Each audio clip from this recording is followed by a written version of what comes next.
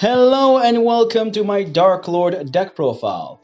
Now before we jump right into the list, there are a few things that I'd like to announce. The first one of them is that I'm finished with my personal life stuff at the moment, and I should probably be able to come back to usual schedule and more uploads very soon. Second thing is that we're reaching 1500, which is also very nice after finishing all of my personal life stuff, because I'm planning something very nice once we reach there. So yeah, be on the lookout for that. And lastly, I'm going to wish all of you happy new Jewish year, because today at evening, at the time of this upload, yeah, it's pretty much going to be the new year. So I'm hoping your next year will be better than the last one. And I'm probably not going to be available for a while. So if you're wishing for me to comment for you something, do understand in advance I'm a little bit away. But without further ado, let's jump right into the list. After, I'm going to remind you the usual thing: there's a subscriber a day, keep the depression away. So if you want to help the channel and want me to make more videos and, kind of like inspire me, please consider doing that and, subscribing to the channel. And last thing I would say is the fact is that I'm going to go a little bit more in depth on stuff and a little bit on rulings, so do understand in advance, because Dark Lords do have some particular rulings. And without further ado, let's jump right into the list. So as for the deck itself, before we begin, as usual, I want to say the price of the deck just for people to know. This deck is not really the most cheapest thing in the world, because some of the key cards did get reprinted, but some of the more important cards that still you need in the deck, at least in one copy, are still expensive. But this deck is really fun, and if you want to pick it up, it's really cool. Now, I'm going to say this deck list is a guide for whatever I run, and use this as a guide for, just to kind of have a base structure of what would you like to run. But without further ado, let's jump right into it. So starting things off, we're running these 8 Dark Lords, which are, we'll get over in the numbers in a second, which are 1 copy of Umdusk, 2 copies of Nastin, 1 copy of Nurgle, 1 copy of Teokatlapoka, and 3 copies of Ishel, best Dark Lord, waifu, and monster. So yeah, let's get over these very quickly, because these are all shared a similar effect. So for anybody who's new, and even those that are not new and want to refresh themselves, or somebody that want to specifically understand 100% how the effect works, all of these share the similar effect that, as a quick effect, as a hard once per turn, you can pay 1000 life point and then target a Dark Lord spell or trap in your graveyard, apply its effect, and then shuffle it into the deck. Which is very important that you will understand that in this kind of lineup how that works. Because there is another card that we'll talk about that missed timing because of one of the spells that you can shuffle into your deck. But the point is, you can just pretty much... You could count this as like a Verde Anaconda kind of effect. Like, let's say you use a Shadow Fusion. I think with Verde Anaconda you can still use the effect again, because it only applies the effect but doesn't apply the cost and doesn't apply the hard once per turn. So let's say you have the 3 copies of Banishment in your graveyard, which are like your 3 search cards, and you have 3 different names of these guys. They still can apply their effects. Of like, this one will shuffle and search you 1, this one will shuffle and search you 1, and this one will shuffle and search you 1. That's how that works. It's literally like that. This is kind of like a cheating in terms of your spells and traps, that you can use them multiple times, because it's only applying the effect, not applying the cost, because it has its new cost, and doesn't apply the harder ones per turn, because they already have their own harder ones per turn. So it's really weird, and you need to understand that in wording, but it's very important to know, because some people still making some mistakes with this, guys. Because of one particular card, because it can also make you miss timing. So you have to remember that the last thing will happen on the field, or generally, is the shuffling effect, which is very important to remember. But what did these guys do individually, you may ask?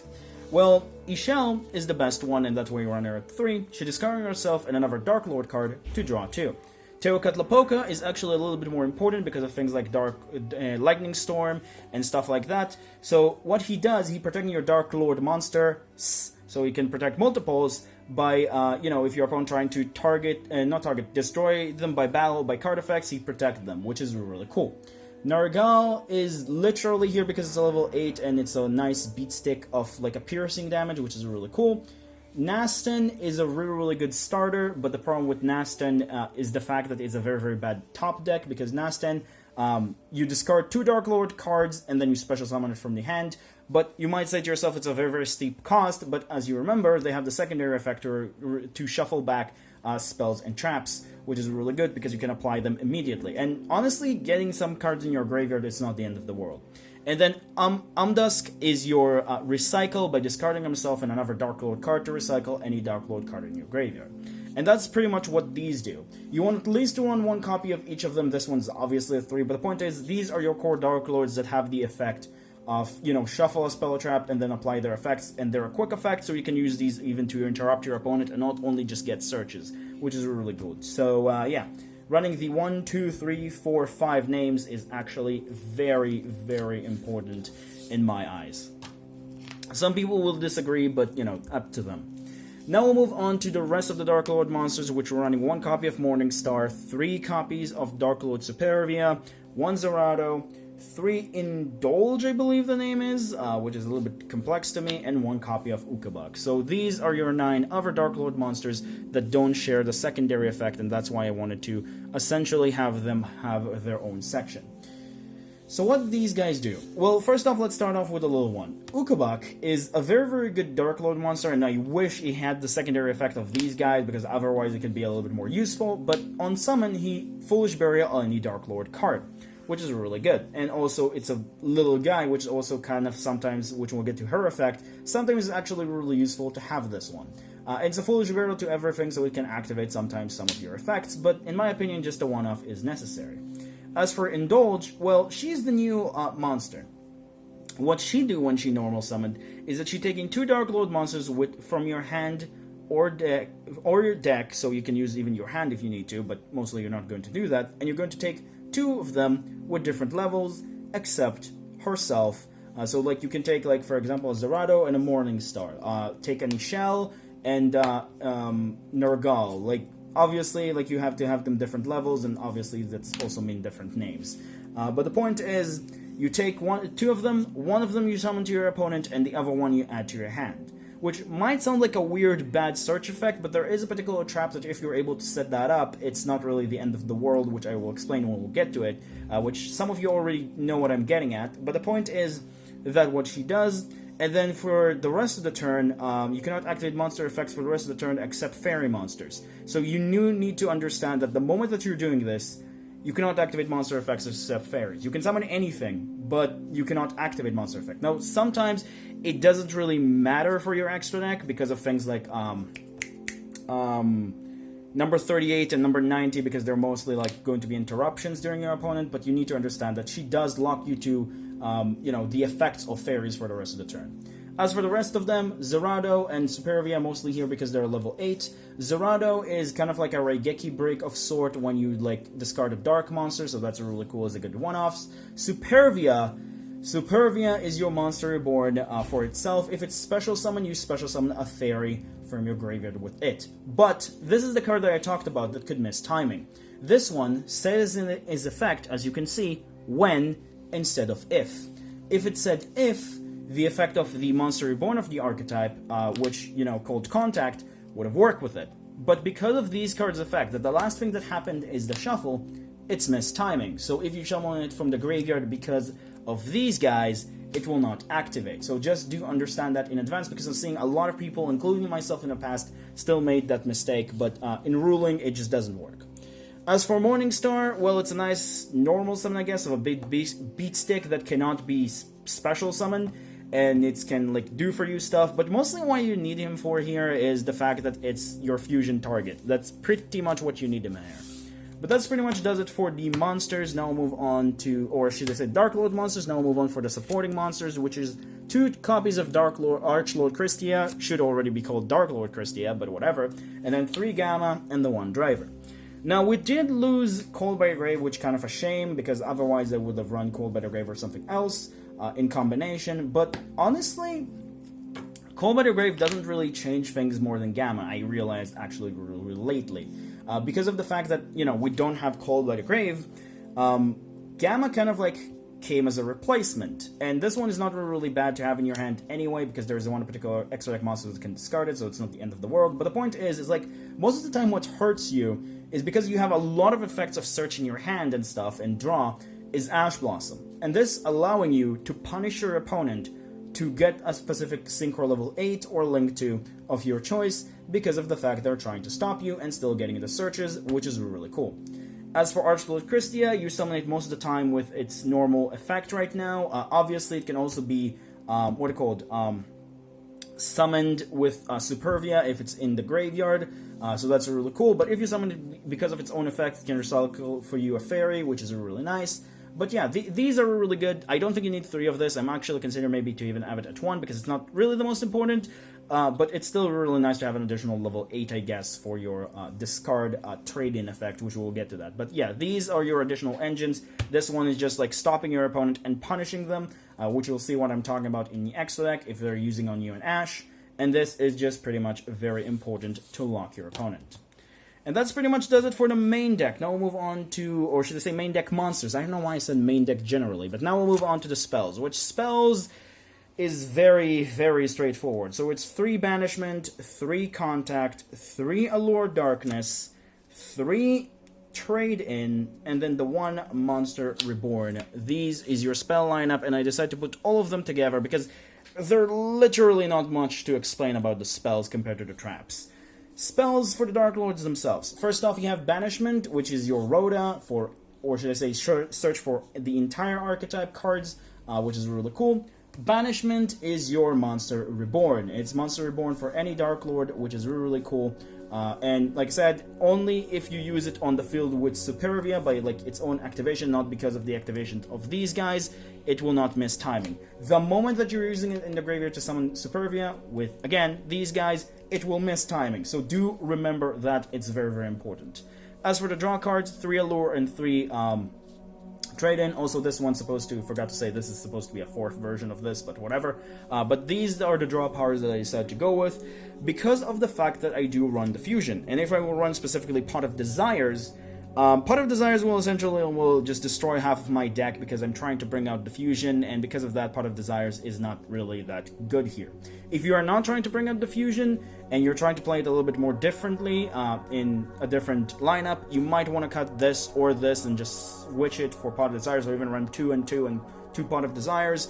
But I also don't really like Pot of Desires this format specifically, not saying it's a bad card in this deck specifically, because of, you know, again, we just don't have Cold by the Grave. And while having Gamma is nice, and, you know, like I said, most of the effects activate in hand anyway for, like, the searching and all that stuff with Ishel, these 6 and this, sometimes I still kind of, like, when I tested Desires, it just end up being really, really bad. So I'm not really sure, because the Desires kind of, like, banish all of your cards, and because of that, it's because you really have already so much consistency more than you used to be. I think like Desires is kind of like it's necessary, but again, it's up to you. I decided to go with these, not because I don't have Desires, just because I don't like Desires.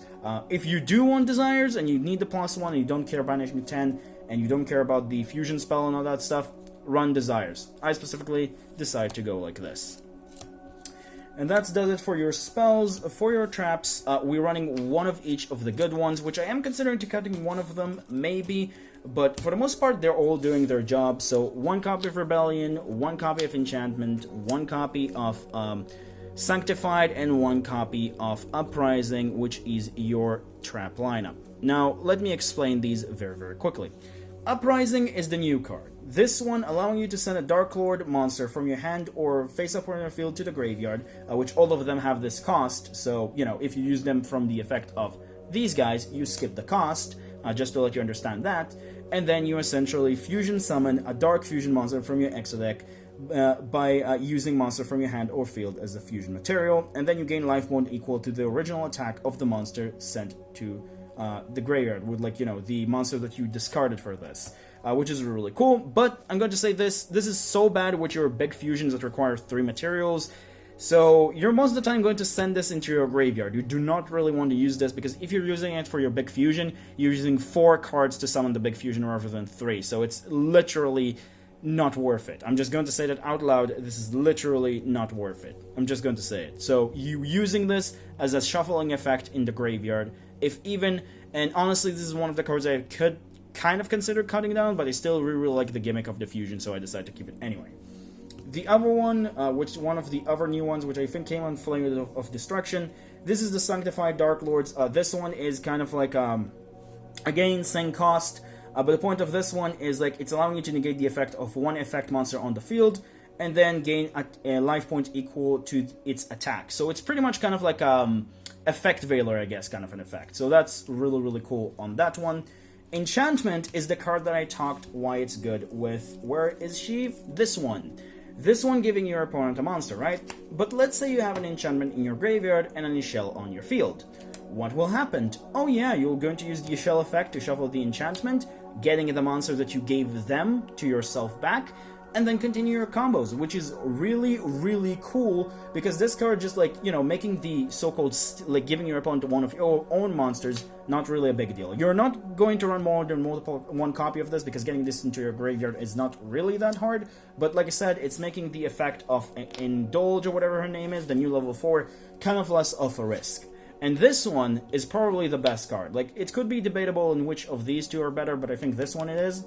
This one is allowing you to pop any card on the field without targeting, which is really cool. And this one is one of, like, these two, I think, like, or also these three are not cards that you really, really get hurt if you're having them in your hand and just set them, because you can just set them, send a Darklord, and then the other one will essentially pop another card, which is really, really cool. And this is one of those cards I really, really like. And this is probably the most expensive card in terms of like the traps in the main deck, that's why this deck is a little bit expensive, because this one is really expensive. I'm just going to say that. So he's very, very important to run as a one-off.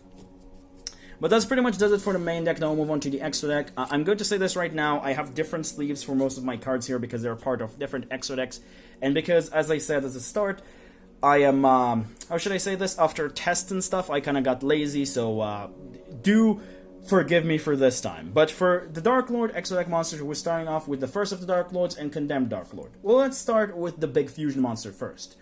The big fusion monster requires 3 dark fairy monsters, and it's giving protection for all of your fairy monsters that cannot be targeted by your opponent card effects, which is already really, really cool, and it's a level 12 4000. Really, really cool for OTKs. But the biggest thing is that if you use, what is his name again? Morningstar, that's the reason why I run a one-off of this guy for his fusion summon, you get the ability to pop your opponent entire board. So if you're using, of course, the trap that fusion summon during your opponent's turn, you can pop during your opponent's turn his entire board if a threat comes up, which is really cool. You can only use one of the effects per turn, so the secondary effect, if you use the first effect of popping, you cannot use in the same turn, but it is an additional benefit if you do not get the fusion effect of with Morningstar. It's still really nice, and that effect is from your hand or graveyard. As a quick effect, you can play 1000 life points and summon a fairy monster from your hand or graveyard. I don't know why it said it in that order, but the point is, you pay 1000 and you're getting a fairy from your hand or graveyard, which is really cool, so you can get even back Archlord Christia if you need to. So sometimes you don't even use Morningstar, and you just like summon this during your opponent's turn, giving your entire fairies untargetable, and also summon on them Archlord Christia, which is really cool. So only use one of the effects that I mentioned, which is either the pop effect with Morningstar as a fusion, or the special summoning effects. Only one of them per turn. Just keep that in mind.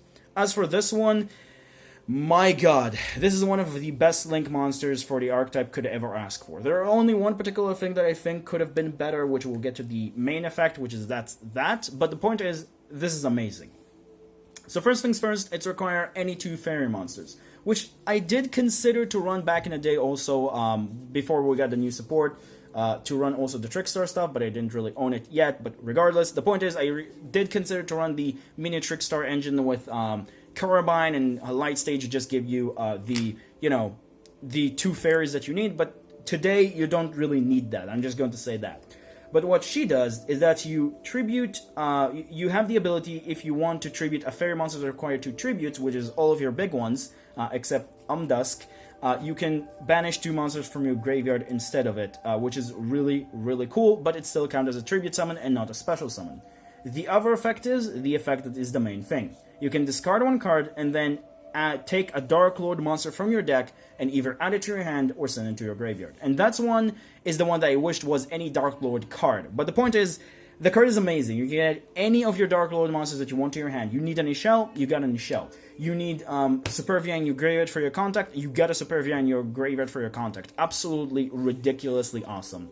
And then the last effect is that during the end phase, you're getting life points equal to the number of fairy monsters you have times 500. So if you have 3 fairy monsters, you're getting 500 life points times 3, which is 1500, which is really cool. So it's also giving you the ability to recycle back some of your life points that you lost for your effects, which is really nice. So that's it for the Darklord extra deck monsters. Need a little bit of explanation, but for the rest of the extra deck, first off, we're running 1 copy of number 90, 1 copy of 38, 1 copy of Unicorn, and 1 copy of Phoenix for your other extra deck monsters that you're going into for the most part. These are the 4 that I found necessary. Now, of course, you can do whatever you want, but these are the 4 that I found specifically necessary. If you do want to run something else, that's up to you. As for the so-called super poly targets, we're running 1 copy of Starving Venom, which I can also bring out with the fusion spell, because it's in any, dark fusion, but, sometimes it depends.